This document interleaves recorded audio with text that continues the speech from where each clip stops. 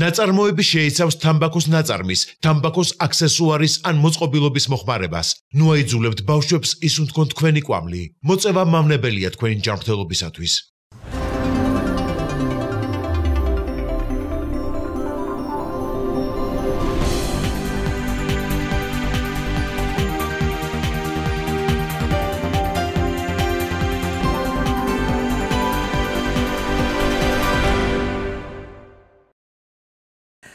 წელს მეწყერმა საქართველოს სხვადასხვა რეგიონში სხვადასხვა სახის პრობლემები შექმნა. სულ ბოლოს აჭარაში ხელვაჩაურის საცხოვრებელ სახლებთან განვითარებული მეწყრული პროცესების გამო უსაფრთხოების მიზნით დროებით 15 ოჯახი საცხოვრებლად სხვა ლოკაციაზე გაიყვანეს.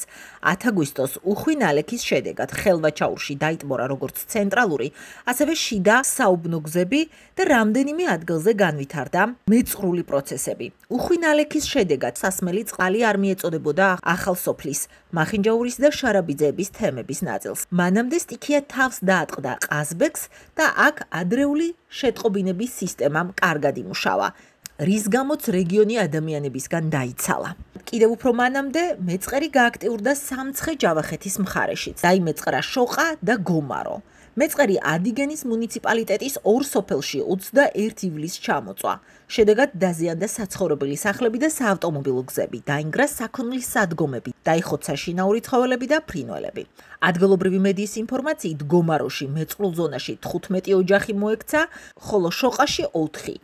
გთავაზობთ ჩვენი პარტნიორი არხის Talk to Region-ის მომზადებული მასალის კოლაჟს ქრონოლოგიურად მოვლენის განვითარების კვალდაკვალ. დღეს ძალიან უხვი ნალექი მოვიდა, არ ვიცი ახლა მანდ მე მგონი იმან უნდა ისქნას. აგერ კადრებშიც არის ტელეფონში, გეოლოგებმა უნდა მოვიდნენ და შეამოწმონ ეს სამხელა მეწყერი საიდან წამოვიდა. დაზარალებული აგერ სირაძე რამაზი, ესე იგი 4 მანქანა დაუმტრია, სახლის კედლები ჩამოიშალა, ბოსელი, კუხნა, ყველაფერი მიწასთან გაასწორა, აგერ კიდევ ამ ქალბატონის სახლია კიდევ წყალი შეუვიდა, მე ის მხარე ერთი სიტყვით თლა აიღო რა ყველაფერი. აღარც მოსავალი ვარგა, ვისაც იქეთ ეზოები გვაქვს, იქენე წყალი ჩავარდა, ყველაფერი წალეკაც აიღო, საქონელიც მე მგონი არიან. ყველაფერი წაღებულია, აღარც საქონელი, აღარც ბოსელი, აღარც სახლი, არაფერი არა, ყველაფერი აგერ გამოსახლებული, სხვაგან ვარ პატარა ბოუში მყავს გამოყვანილი აგერ, გვეშინია ვერ ვჩებით, ჩვენ რა გვეშველება არ ვიცი. ყველამ დავზარალდი. არაფერი არა. რაიონს არ ამოსულა ყურადღება არ გამოუჩენია არავისთვის. უნდა ამოვიდეს, ამოიყვანონ ძიმე ტექნიკა და გააკეთონ იქ ყველაფერი. გეან ახლა პირდაპირ წყალი მიდის. კაცი სირაძე რამაზი რომელიც დაზარალდა, ეხლავე მიდის წყალი, ამ წუთას წყალი მიდის თავის ეზოში, სახლში შედის, არაფერი ვეში მაგეს არ ვარგა, ახალგაკეთებული ყველაფერი მოერყა, გაფუჭდა, რამე რემონტის ნორმალური რამე აღარ აქვთ სახლში. კეთილი ინებოს გამგეობამ ამობრძანდეს, შეხედოს იქა და დროულად მიხედონ ყველაფერი. ეს რაც არის ახლა ნახეთ ალბათ ქვერც ეს ქვები რო ჩამოყვანილი. ეგ ყველაფერი ანუ წყალმა ჩამოიტანა? კი, ჩამოიტანა და ფერი, ხე, ყველაფერი დაგვაყარა. და გევიქეცი ზევით თიხის დეუმალეთ. დეუმალეთ ტყეში. პატარა ბოუში ტყეში ხის ძირში ვიმალებული. ხის ძირში ვიხარით დამალული. და არ ამოსულან და არავის არ მოგცევია ყურადღება. მანქნებიდან ძირში არ გადმოსულა. ყველაფერი დაზარა, აღარც მისცა დამჭა, აღარც სახურების წეიღო, ყველაფერი წეიღო. ეს ფრინველები, ცხოველები ესენი? მე ძროხები ბერემდევიდან ტყიებში. ახლა საქონელი ახლა ტყეში არიან ძროხები. საქონელი არ ვერ გამოიარეს. მეზობელი არ ძროხი ალბათ. იმ ქუჩაში ვარ 12 ოჯახი. იქ ვერცეთი ვეღარ რომ ვიჩქუბე წაღანა. ძროხები ბერემდევიდან ტყიებში. ახლა საქონელი ახლა ტყეში არიან ძროხები. საქონელი არ ვერ გამოიარეს. ასე განათით ასინერდი ხმე დავწნილდი. ასე ბაბიან და ის ხოდა ჯერხეთი თავს განაყანა ხო.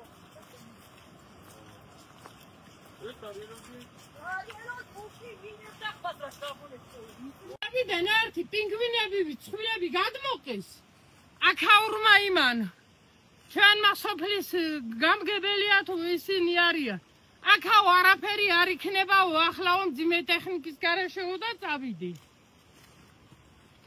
და როდის მოვართ ხო? აზრზე არ ვარ მოსულა, რამე არაფერი არ უთქმია. აგერ ეკაც სახლი უკვე ექცევა. და იმდენი ის ვერ მოიყვანის ტექნიკა, რომ სახლი მაიცის წყალი ეთილებიეს სახლი. ეს არის უპატრონობა და ეს უმწეო ხალხი უპატრონოთ მიიჩნი. მათი ბიჭონ მიდი ხარმახა.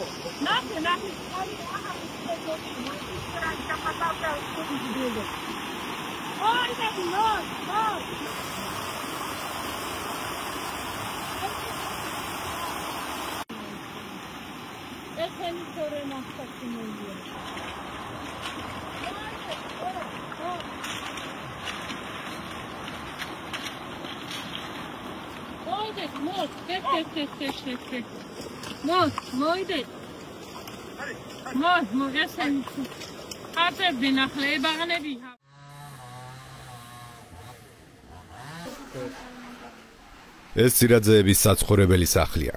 ადიგენის სოფელ გომაროში მეწყერის ჩამოწოლის შედეგად ის ყველაზე ძლიერ დაზიანდა. ოჯახის წევრები და მეზობლები მეწყერს გადარჩენილ ნივთებს აგროვებენ, რაც არც თუ ისე ბევრია. სახლს გამოეცალა საძირკვლის ნაწილი, დაზიანებული აქვს საყრდენი კედლები, იატაკი. ტექნიკა და ავეჯი კი სრულად გამოუსადეგარი გახდა. ავეჯი ყველაფერი დაზიანებულია. ვარცოფი რომ მოვარდა, დენი არ გაითიშა, მათშივარი დაიწვა. სარეცხი მანქანა, რა ვიცი, თუ გამოდგება რამეში, აგერ თვალსაჩინო ჩანს.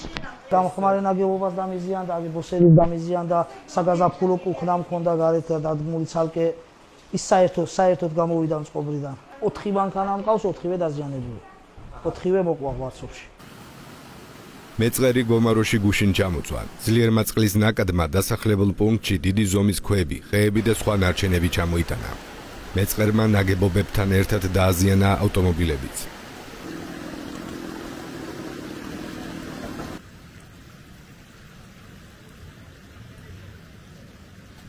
აგერა კარები. აქ წესით ეზოს კარი უნდა ყოფილიყო. როგორც კადრებში ხედავთ, გუშინდელმა მეწყერმა იგი სრულად დაფარა და ახლა მხოლოდ კარის მცირე ნაწილი ჩანს. გვეუბნებიან, რომ კარების სიმაღლე დაახლოებით 1.5 მეტრია. ეს არის კარების ბოძი, აი ეს. კარები არის თვითონ აი აგერ. ეს ამის სიმაღლე არის ამოსული კი დაახლოებით. ეს არის დაახლოებით 1.5 მეტრი ჭიშკრის ბოძი. დაზიანებულია შამანაძეების სახლი, ეზო და სავარგულები.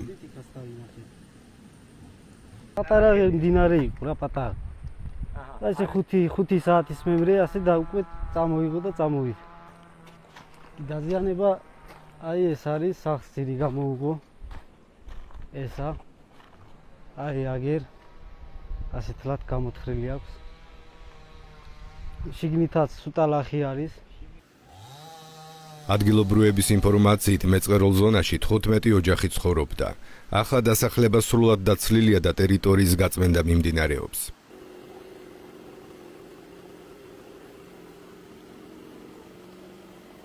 კონკრეტულად რამდენი ოჯახი გადაიყვანეს და უზრუნველყოფენ თუ არა ალტერნატიულ საცხოვრებელს. ადიგენის მერიიდან ინფორმაციის მიღებას ჩვენი რედაქცია მეორე დღეა ცდილობს, თუმცა ადიგენის მერი ჩვენ ზარებს და კითხვებს არ პასუხობს. საზოგადოებასთან და მედიასთან ურთიერთობის განყოფილებაში კი ინფორმაციის დაზუსტებას გვპირდებიან და არასრულებენ. საზოგადოებრივ მაუწყებელთან საუბარში კი მერმა გოჩა ქიმაძემ განაცხადა, რომ გაცემული აქვთ განკარგულება შესაბამისი სამსახურისთვის, რომ მოიძიონ ბინები მათთვის, ვისაც საცხოვრებელი არ აქვს. დღეიდან უკვე ჩვენ მიგვაქვს მიცემული განკარგულება შესაბამისი სამსახურებისთვის, რომ მოვიძიოთ ბინები, სადაც ქირით გავიყვანთ. ეხლა უკვე კომისია ემზადება, დაათვალიერებს ყველაფერს. გარემოს ეროვნული სააგენტოს 2024 წლის ანგარიში ადიგენის მუნიციპალიტეტში სავარაუდო მეწყერული ზონებია ჩამოთვლილი. მათ შორის არც გომარუა და არც შოყა, რომელშიც ასევე გუშინ განვითარდა მეწყერი. დაუკავშირდით აღნიშნულ სააგენტოსაც. მათ მხოლოდ ის გვითხრეს, რომ გეოლოგებმა ტერიტორია შეისწავლეს და დასკვნას ადიგენის მუნიციპალიტეტის მერიას გადაუგზავნიან. როდის იქნება დასკვნა ხელმისაწვდომი, უწყებაში თარიღს ვერ ასახელებენ. გომარო ადიგენის მუნიციპალიტეტში მდებარეობს. მაღალმთიანი სტატუსის მქონე სოფელში ოფიციალური მონაცემებით 406 მოსახლე ცხოვრობს. ადგილობრივები გვეუბნებიან, რომ მსგავსი მასშტაბის სტიქია მათ არ ახსოვთ. ახლა მე ადიგენის სოფელ შოყაში დამეწყრილ ზონაში დავდივარ. რამდენიმე საათის წინ ეს დიდი ზომის ქვები, ხეები და სხვა ნარჩენები ამ ტერიტორიაზე არ იყო და ნაცვლად აქ საქონლის სადგომი იყო მოწყობილი. თუმცა ვერც შენობა და ვერც შიგნით მყოფი ცხოველები მეწყერს ვერ გადაურჩნენ. შემთხვევა გუშინ 21 ივლისს მოხდა. როგორც ადგილობრივები გვიყვებიან, უეცრად მცირე ზომის ნაკადული დიდ მდინარედ გადაიქცა, რომელმაც დიდი ზომის ქვები, ხეები და სხვა ნარჩენები ჩამოიტანა. ტერიტორია ახლა ასე გამოიყურება.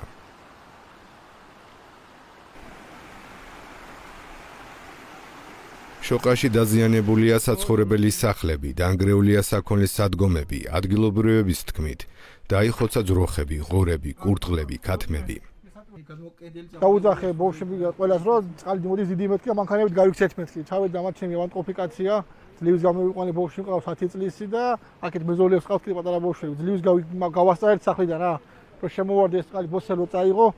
უკვე ვეღარაფერი ვარ, ტრაქტორი მეყენა აქა, საქონელი, ღორები მყავდა. წაიღო თლიან ბოსელი, ეგ სახლი თლიან დაანგრია კიდე კედლები, წყალია კიდე შიგნი. წყალი აქ საერთოდ არ მოდიოდა. პატარა შლანგი, ასეთი წყალი მოდიოდა, მეტი არ მოდიოდა წყალი აქ. სხვა არაფერი მოდიოდა აქ წყალი.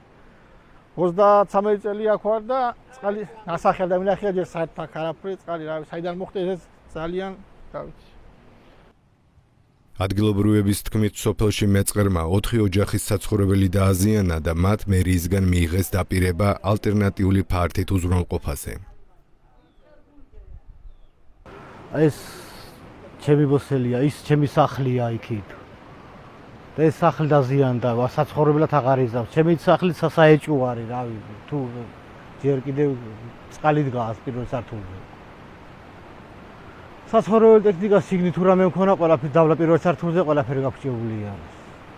კუხნა, სარეცხი მანქანა, მაცივრები, რა, ყველაფერი გაფრჩეულია. დღეს დილიდან დაიწყო გუშინ უკვე გზაგვიანე. გუშინ წუხელის გზები გაასუფთავეს უბრალოდ სოფლის გზები და დღეს გააწუთავეს ახლა. ეს კოსელის დაზიანებიდან აღარ ვარ. არა, ეს აღარ ვარგია საერთოდ. ცხოველები, ფრინველები. აი, ცხოველები, ფრინველებიც წაიღო წყალმა ეზოში. კურდღლები, საკურდღლები მქონა, კურდღლები მყავდა, ისიც წაიღო. საქონელი მყავდა დაბლაზე, აიკაკლის ზემოდან ისეგეც წაიღო არ ჩანს. სოფელ გომაროს მსგავსად ჩვენ ადიგენის მერიისგან დაზიანებების და ზარალის შესახებ პასუხები ვერ მივიღეთ. მერი მთელი დღის განმავლობაში არ გპასუხობდა. ხოლო უწყების საზოგადოებასთან ურთიერთობის სამსახურში გვეუბნებიან, რომ მერის სტიქიის ზონებში იმყოფება და გავრცელებული ინფორმაციით ვიხელმძღვანელოთ. რა წერია მერის მიერ გავრცელებულ ინფორმაციაში? ადგილზე მუშაობს სპეციალური ტექნიკა, ოჯახები გადაყვანილია უსაფრთხო ადგილზე და უწყებაში შექმნილია სპეციალური კომისია ზარალის დასადგენად. შოყა ადიგენის მუნიციპალიტეტში მდებარეობს. საქსტატის ბოლო კვლევის თანახმად, სოფელში 100-მდე მოსახლე ცხოვრობს.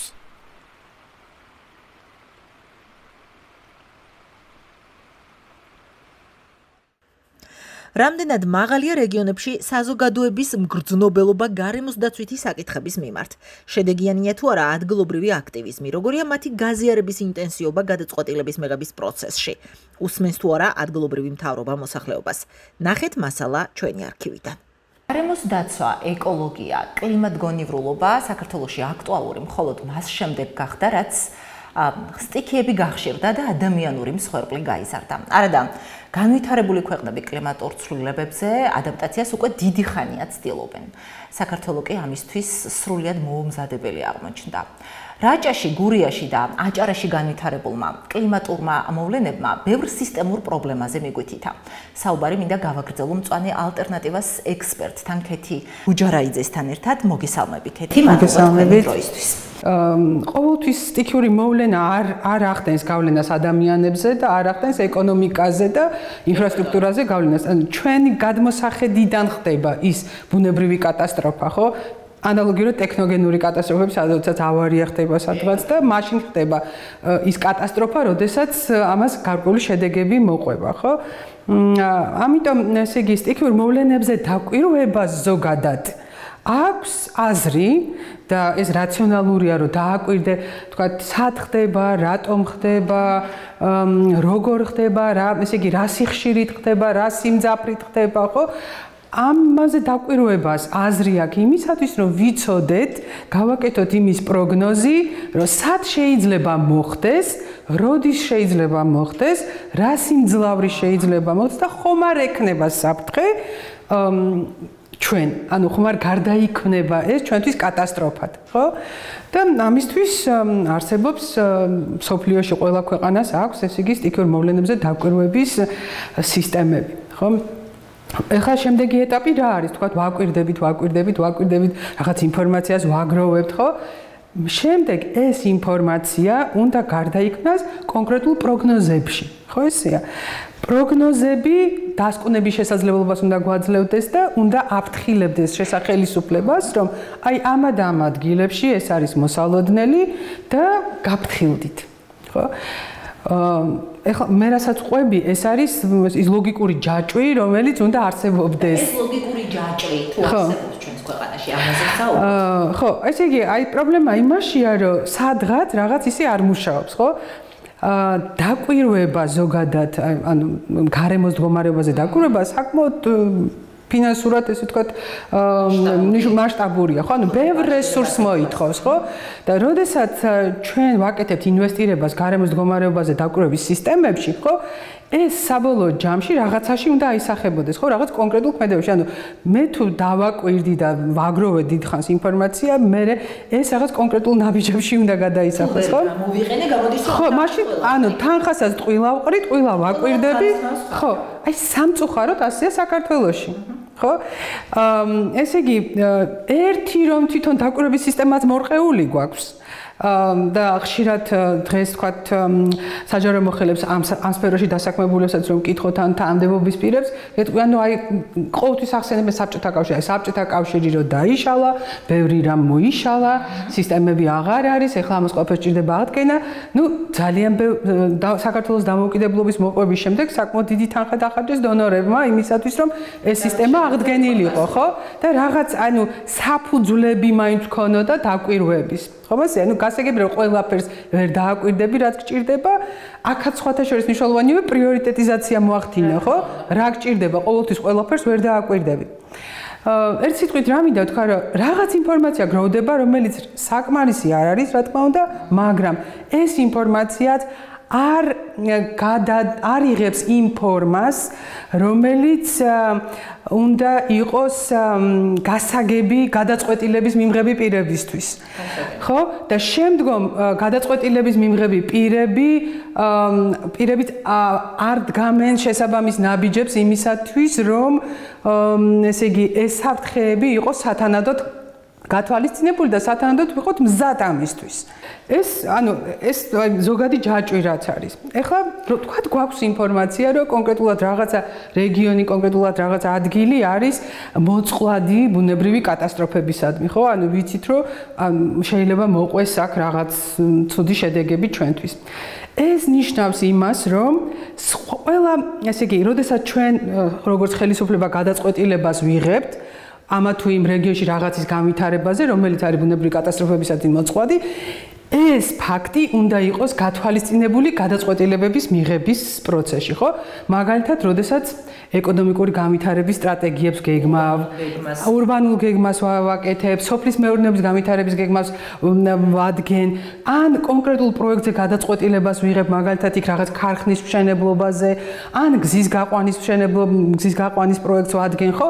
ესე იგი, ეს ინფორმაცია უნდა დაედოს ამას და ინფორმაცია იმ საფრთხეების შესახებ და გადაწყვეტილებები აი ესე უნდა იყოს მიღებული. სამწუხაროდ, აქაც ძალიან დიდი გარღვევა გვაქვს. და სწორედ აი ეს ახდენს საბოლოო ჯამში ზეგავლენას უკვე ბუნებრივი კატასტროფების შედეგების სიმძლავრეზე, სიმძაფრეზე. ხო? ნუ აი გურია მაგალითად რომ ავიღოთ, ეხლა ჯერჯერობით აქ შესწავლა არ გაკეთებულა, რამდენადაც ვიცით, მაგრამ ადგილობრივ ორგანიზაციებს უფრო მეტი ინფორმაცია აქვს ამასთან დაკავშირებით, რომ ესე იგი სტიქიის შედეგები განსაკუთრებით მძაფრი იყო იქ, სადაც ხდებოდა ქვიშახრეშის ინტენსიური მოპოვება, ხო? ანუ მდინარეების ნაპირებზე ქვიშახრეშის მოპოვება იწვევს სერიოზულ გარდაქმნებს მდინარეების ეკოსისტემებში და ისედაც ვთქვათ არამდგრადი და ცუდი პრაქტიკა ქვიშახრეშის მოპოვების სტიქიებს რო თავი დავანებოთ სერიოზულად გარდაქმნის სანაპირო ზოლებს, რაც საბოლოო ჯამში ზეგავლენას ახდენს ადგილობრივ მოსახლეობაზეც და გარემოზეც, ხო?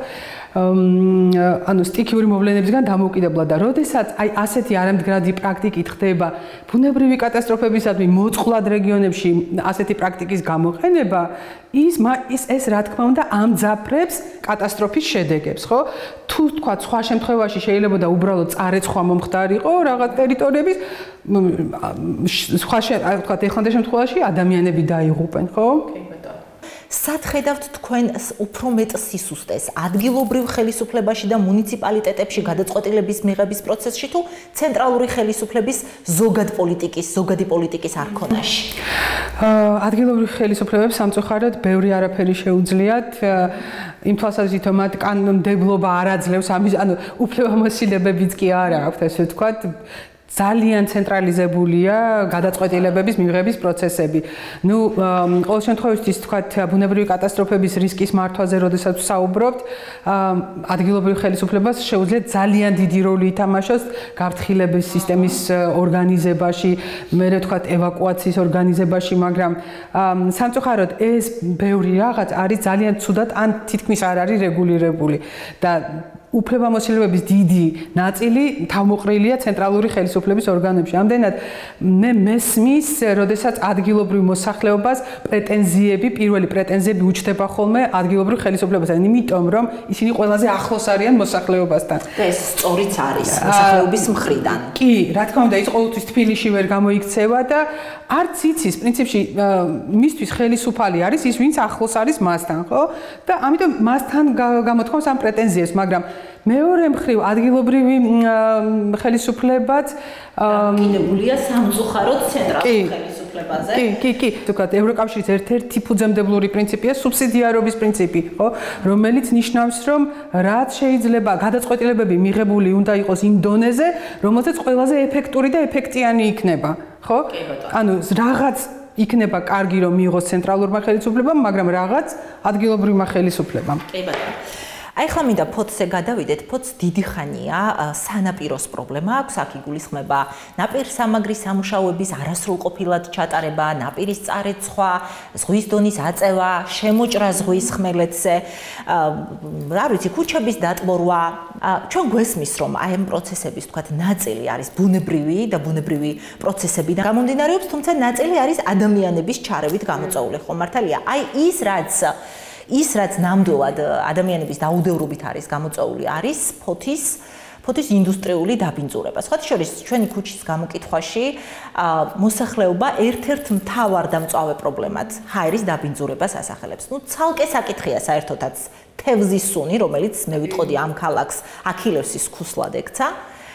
და გარემოს დამცველების რეკომენდაცია იქნებოდა საინტერესო რა არის გადაუდებლად და აუცილებლად გასაკეთებელი ამ მიმართულებით?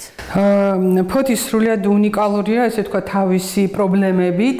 ჩვენ ხშირად წარმოგვიდგენია, რომ აი თქვა რუსთავი არის მეტალურგიული ქალაქი და იქ უნდა იყოს ძალიან მაღალი დაბინძურება და ქუთაისი ასევე, ხო? ანუ წარმოგვიდგენ დიდი ქალაქები, ხო? ასევე ბათუმი წარმოგვიდგენია ასეთად, ხო? მაგრამ ფოთი არის აი სრულიად განსაკუთრებული.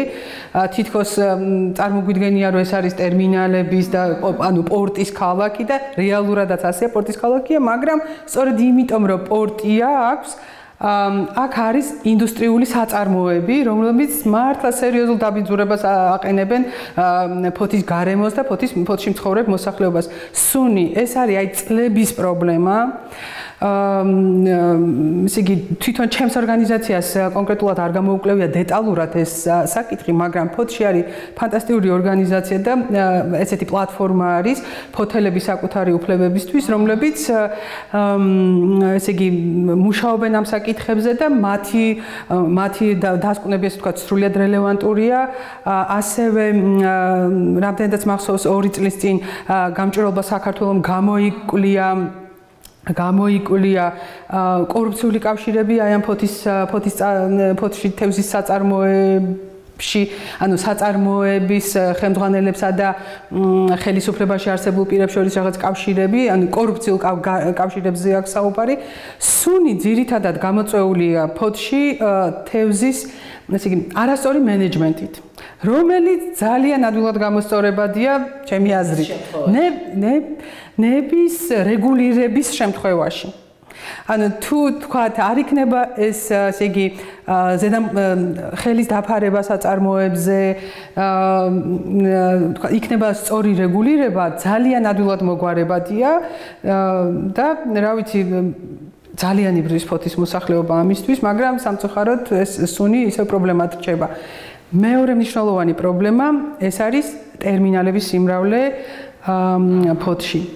ესე იგი ვიცით რომ ქვეყანას აქვს ესე იგი სატრანზიტო ფუნქცია, ეს აქვს ერთ-ერთი მათ აღებული, რომ ქვეყანას აქვს თავისი ადგილმდებარეობიდან გამომდინარე ერთ-ერთი მთავარი დადებითი მხარე, რასაც ეს გვაძლევს, არის ის, რომ სატრანზიტო ქვეყანა ვართ. ბევრს ისე წარმოუდგენია, რომ ტვირთების გადაზიდვა ხდება დაფასუებული რაღაც შეფუთულ რაღაც მდგომარეობაში, ხო? სამწუხაროდ ეს ასე არ არის.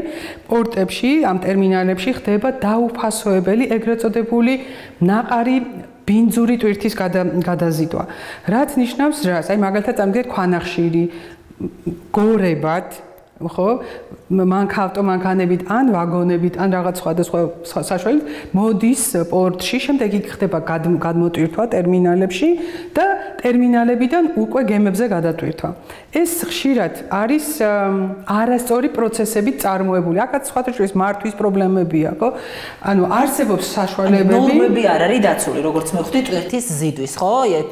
სხვადასხვა კატეგორიის ტვირთი არსებობს, საშიში ტვირთი და ასე შემდეგ, რომელიც გარემოსაც აზიანებს. სასუქები მაგალითად, რა ვიცი, უამრავი ტვირთია, რომელსაც გადაზიდვისას, ანუ გადატვირთვისას ტერმინალებში, ან დასაწყობებისას, ესე იგი ამ დროს ხდება მავნე ნივთიერებების გაფრქვევა და ტერმინალების გვერდით ცხოვრობენ ადამიანები, კორპუსებია, მთელი ქუჩებია. ამ ადამიანებისთვის ცხოვრება ხდება გაუსაძლისი. ხო? ესე იგი, აქ ხდება, რა ვიცი, რა გითხრათ, ქვანახშირი, მანგანუმი, სასუქები, სხვადასხვა ტიპის ქიმიური ნივთიერებები, ხო?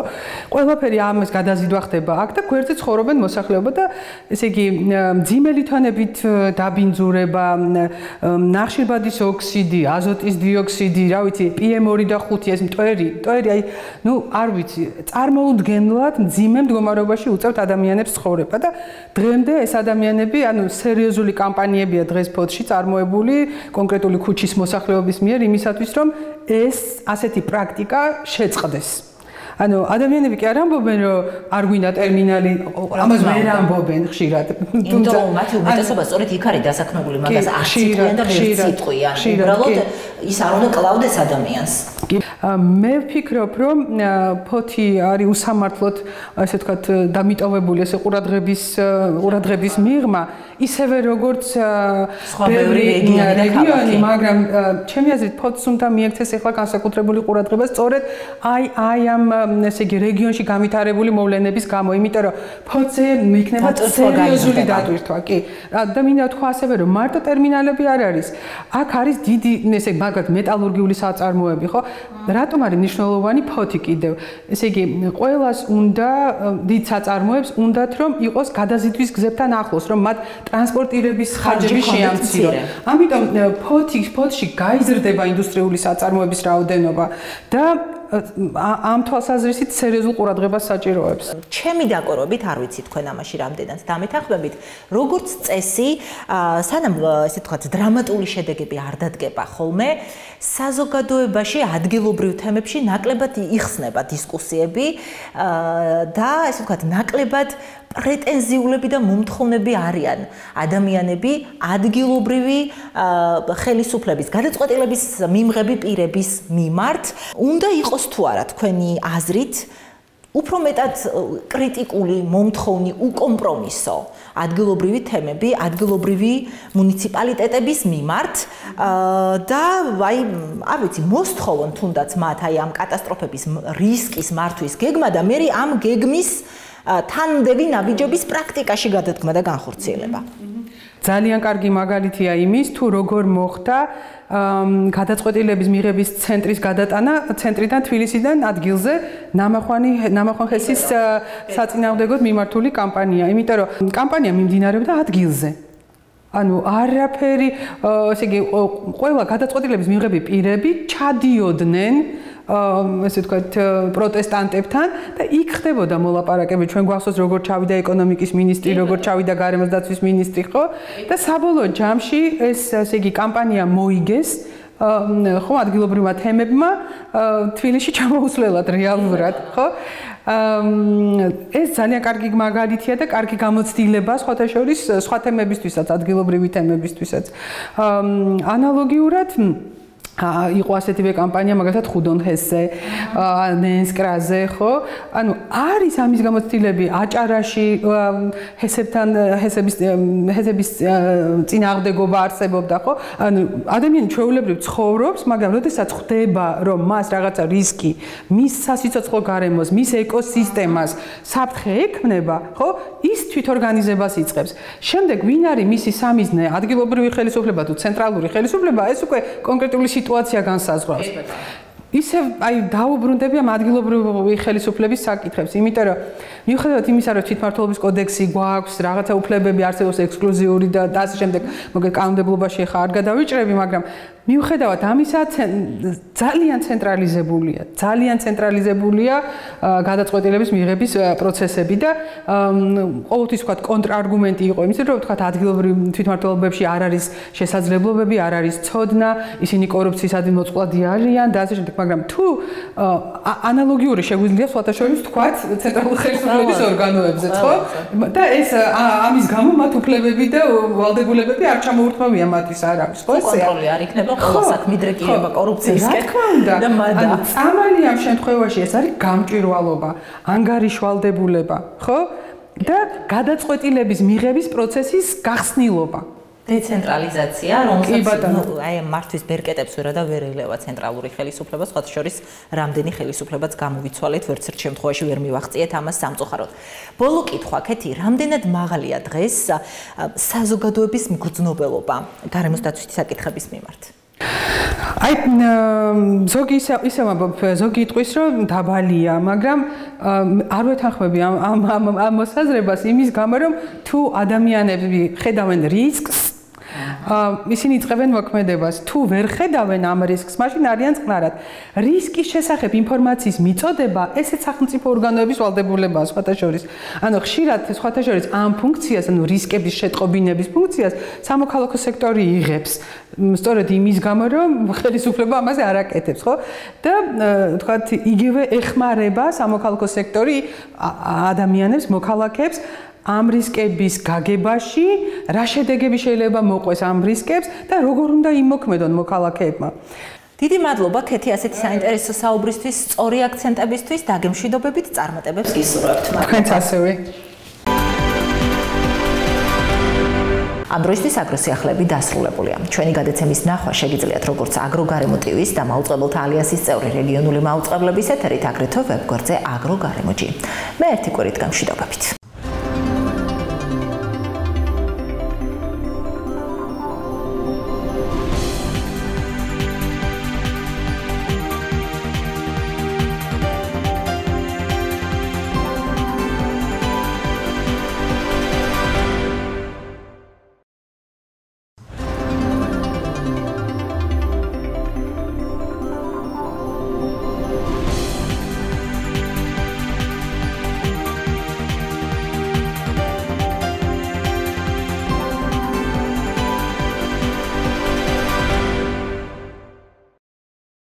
ნაწარმოები შეიცავს თამბაქოს ნაწარმის, თამბაქოს აქსესუარის ან მოწყობილობის მოხმარებას. ნუ აიძულებთ ბავშვებს ისუნთქონ თქვენი კვამლი. მოწევა მავნებელია თქვენი ჯანმრთელობისათვის.